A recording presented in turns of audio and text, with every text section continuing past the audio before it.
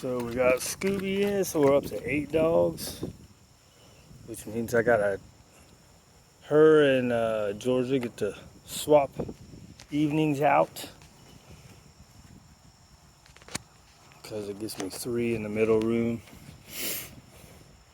And I can't have one out in the middle room while another one, so I guess I could cover the other crate up. Maybe that's what I'll do.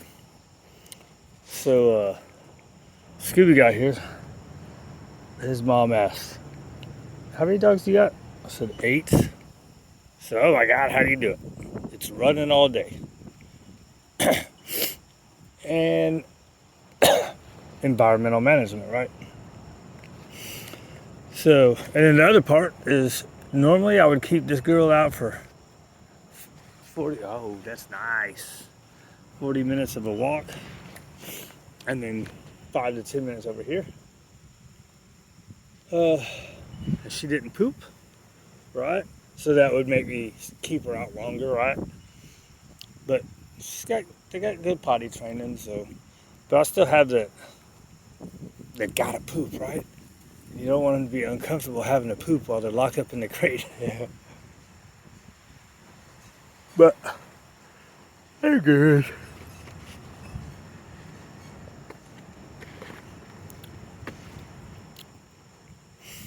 Right?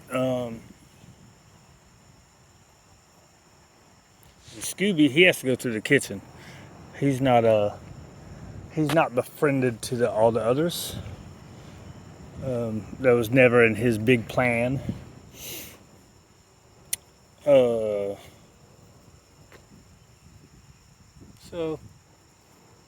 man, there was something else I was gonna say. I was gonna talk about the rotation. Them having to be locked up. Hi, girl.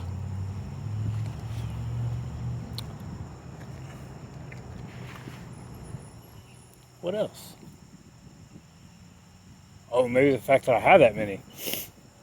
So, I think when I first started, I wanted my max to be like 6. I would have 1 in the kitchen, I had 1 in the middle, or 2 in the middle, no, 3 in the middle, 3, 4, but I wouldn't have 4 dogs. So, I got Waylon. He was a stray out here, so I took him in.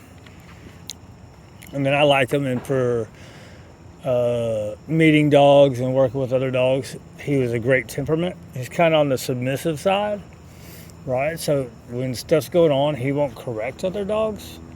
He does like the submissive turn away, or he'll like sit his butt down and turn away. So that's good.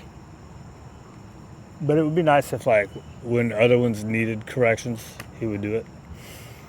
But that's all right. And then Raider, I got him. He just had all kind of anxieties and fears. And the people that I went to work with that had him, they just couldn't deal with it after a while, right? And they tried to give him to rescues, and they wouldn't take him because he had bit the vet and he had bit the groomer. So nobody wanted to take him in.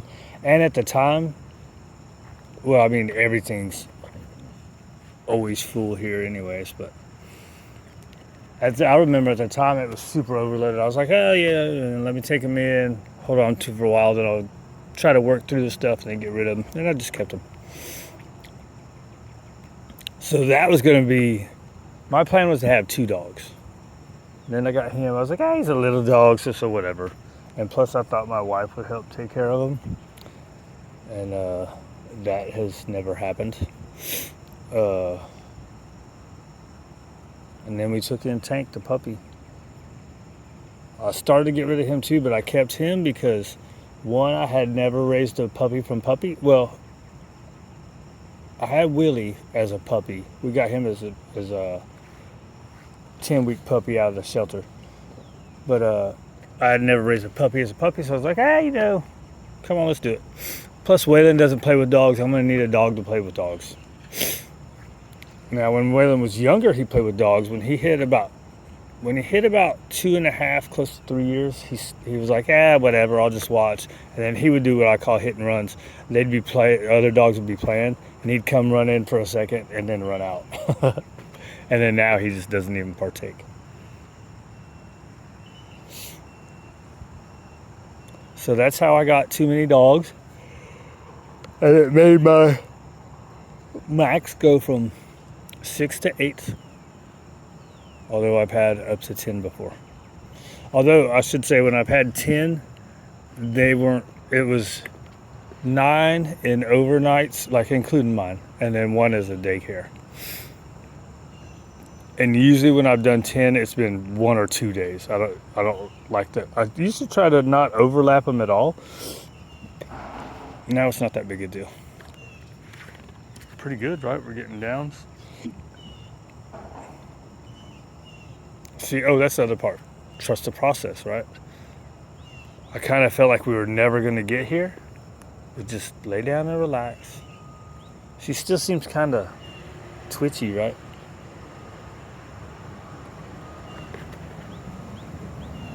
But not bad, right? It's a good girl. Anyways, that's my story. That's how things have changed. You get busy, you want to help the dogs. You need dogs.